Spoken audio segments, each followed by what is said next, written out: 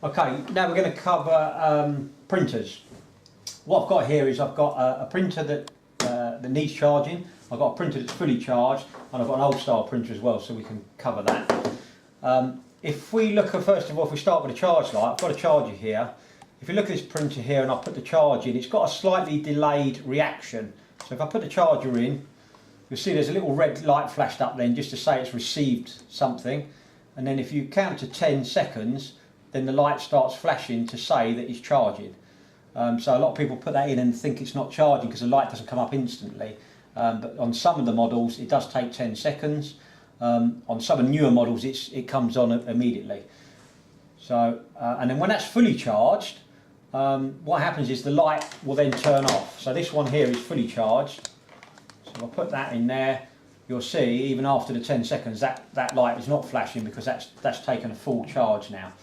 And how we can tell on that is if we, in the off position, so there's no lights on the printer, if I hold my finger down on that key for 5 seconds, it then will do a self test, and you can see the battery voltage is 5.22 volts, so that's got a full charge in it, which is why it's not coming up with a charge light on it.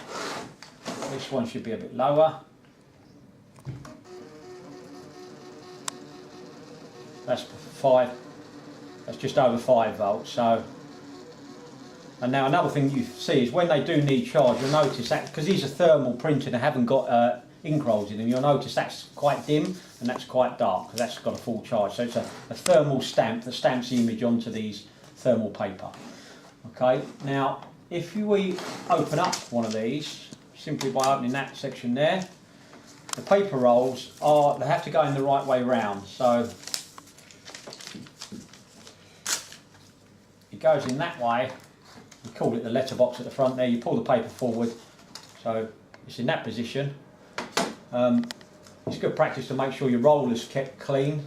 So it's slightly damp cloth, just wind the roller around, make sure you take any debris or fluff off of that, pull that forward, push that down squarely, and then you can do your self test, and you know that it's printing okay. And we use that when we're helping customers on the phone to determine whether it's an issue with the analyzer printing to it or whether indeed it's an issue with the printer itself. This is the old style printer, which is the one before this model. So this is very similar. You pull that up. Obviously you've got to clean the roller again. This one is an old one that I pulled out, so we've blown the dust off of it a bit. Again, the paper sits in the same way where it drops in and then comes forward, so that's exactly the same.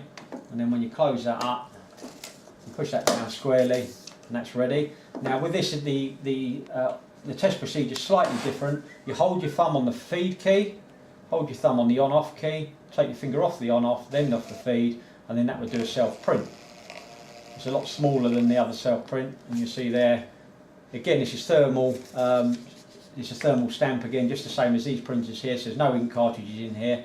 And again you see it's got some power, some battery life in there. And if I pull this is very similar I believe to the other model where if you put the charger in, this one's got a permanent light rather than a flashing light, it's got a permanent charge light on. Sorry, there it's flashing now to tell you that it's charging, and again that light will go out when it's fully charged, the same as the other model there. And then when it's receiving a message from an analyzer, you have a busy light flashing, and the same on this one here is that light there will flash when it's receiving a message from an analyzer. Okay, I've now got an analyzer. Just want to say that the alignment on here, obviously the infrared window is on the left hand side of your analyzer, which is just behind this little pink window, and that needs to be somewhere in alignment with the window on the right hand side of your printer.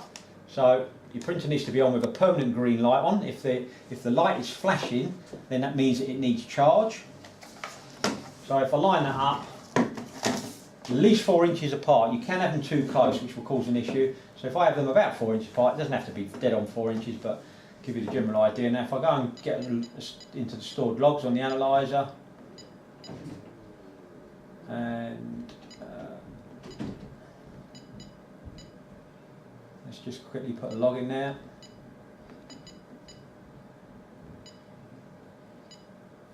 Okay, and then I line that up, press send,